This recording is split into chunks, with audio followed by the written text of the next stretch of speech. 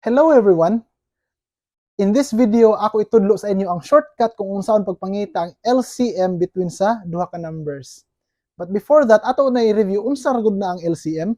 Now, ang LCM sa duha ka numbers is kung asa to sila first magkaparehas kung atong i-skip count ang mga numbers. So for example, 3 and 5.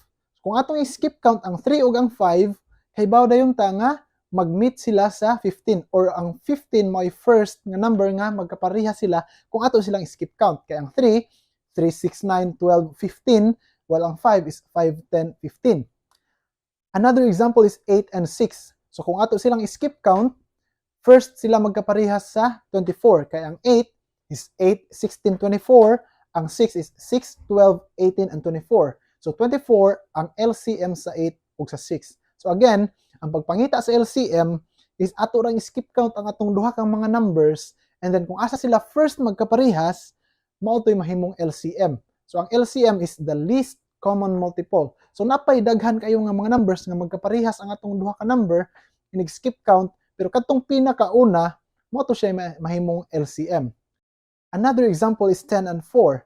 Ang LCM sa 10 and 4 is 20, since kung mag-skip count kanilang duha, first sila magkaparehas sa 20. Another is 7 and 3. So ang 7 ug ang 3, ang ilang LCM is 21. So sa 21 sila first magkaparehas kung ato sila skip count. Pero what about kung mga dagko ang atong mga numbers? Pananglitan, 36 and 42.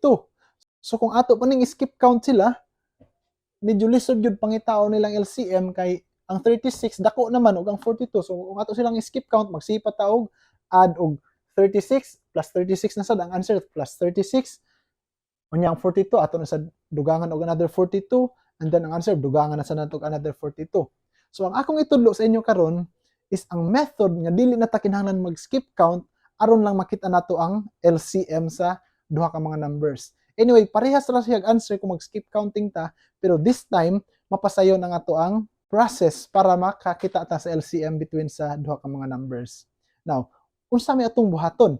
Ingon ani ra, i-divide lang nato both numbers by the same number hangtod nga mugamay ang atong mga numbers. So parehas rin siya sa mag-simplify tag fraction nga i-divide nato both by the same number. So pananglitan, 36 and 42. Mangita lang tag number nga ika-divide nato both sa 36 and 42. So unsa man nga number ang pwede nato ika-divide nilang duha? Pwede nato sila i-divide both by 6. Kaya ang 36 kung i-divide nato by 6, that would be 6. And then ang 42 kung i-divide nato by 6, ang answer is 7. Now, ato tan-awon ang 6 ug ang 7 kung naa pa by number nga maka-divide nila duha. In this case, wala na. So kung sa fraction pa, ang 6 ug ang 7 mao na siya simplest form sa 36 ug sa 42. So mura ra jud tag nag-simplify ani og fraction. Now, mapasayon ang atong paagi kay dili naman ta mag-skip counting. Now, after natog simplify, hibaw na ta nga ang 6 ug ang 7 wala na pwede maka-divide nila both. Ang ato ra buhaton, i-multiply lang nato either ang 6 ug ang 42 or ang 7 ug ang 36. Anyway, parehas ra na sila answer. So kung ato na silang i-multiply, ang answer is 252. So ang LCM nila is 252. Now, imagine kung nag-skip count ta sa 36 o sa 42, nga didto pa dayta magkita sa 252, usa ta makaingon nga 252 dahay ang ilahang LCM. So aron gyud ma-check nato kung 252 ba gyud ang LCM sa 36 o sa 42, ato isuwat ang mga numbers nga maagian nila kung mag-skip counting ta. So mao ni ang mga numbers nga maagian sa 36 o sa 42 kung mag-skip count ta nila. Now, as you can see, ang 252 is ang first nga number nga magkapareha sila kung mag-skip count nila. Kaganina, nakita na nato ang 252 as LCM sa 36 and 42 without the skip counting. So mao ni ang ma-save nato kung mugamit ta ato nga method, katong pag-simplify nga method. So kung mag-skip count ta, mao ni ang mga numbers nga atong kinahanglan pangitaon, usa ta makakita sa ilang mga LCM. Medyo lisod-lisod yun siya kay labi na kay mga dagko kayo ang atong mga numbers.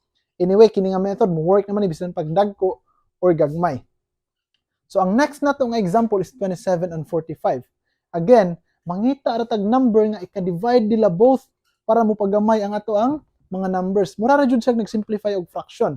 Now, ang 27 ug 45, pwede nato sila i-divide both by 9. So, ang 27 divided by 9 is 3, while ang 45 divided by 9 is 5. Okay? So, bisan asa ani, pwede ning 3 times 5 or pwede sad ang 5 times 27. Parehas ra siya nag-answer. Kung ang 45 ato i-multiply by 3, the answer is 135.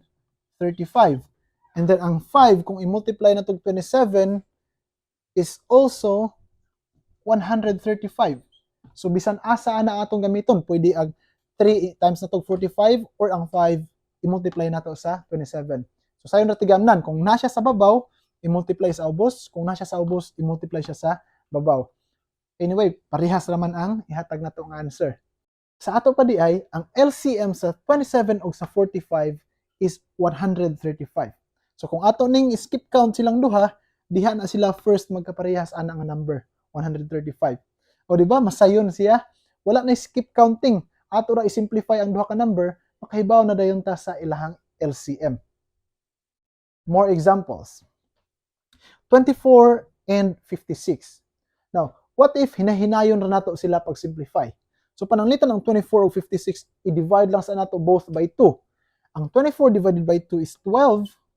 Ang 56 kung i-divide nato by 2, this is 28. Okay? So, dili ta mohunong sa 12 ug sa 28 since ang 12 ug ang 28 pwede naman sad nato i-divide both by 2. So ang 12 ug ang 28 kung i-divide nato by 2, ang 12 mahimo na lang ning 6 while ang 28 mahimong 14. Now, napa ba yung number nga maka-divide nila both? Yes, napa. Ang 2 again. So, ang 6 divided by 2 is 3, while ang 14 i-divide na itong 2, mahimong 7. Now, since ang 3 ug ang 7, wala na pwede maka-divide nila, wala na sila common factor, so mo stop ta sa 3 and 7.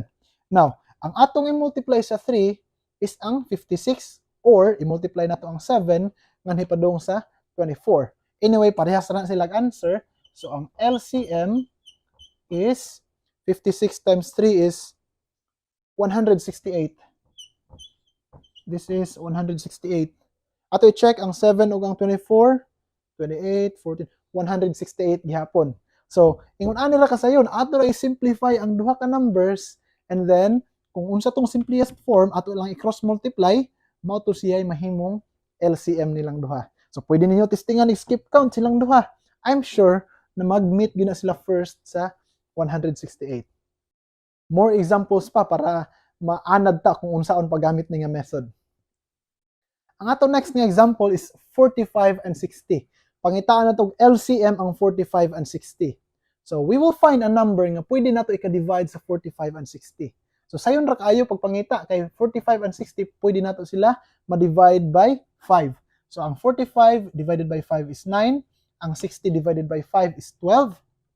Now, ang 9 ug ang 12, pwede pa nato ika-divide both by 3. So, mahimo na lang ning 3 and 4. So, pwede ta mag 3 times 60. Pwede sad ta mag 4 times 45. Silang duha, parehas na nag-answer. So, ang LCM nila is 60 times 3 is 180. Okay? So, ang LCM dia sa 45 ug 60 is 180. So, kung ato po i-multiply ang 45 times 4, it is also 180. So, mo na ang ilahang LCM. Kini nga method, mo-work sa nibisan paggagmay atong numbers. Dili lang kay sa dagko lang. Pananglitan, 12 and 8.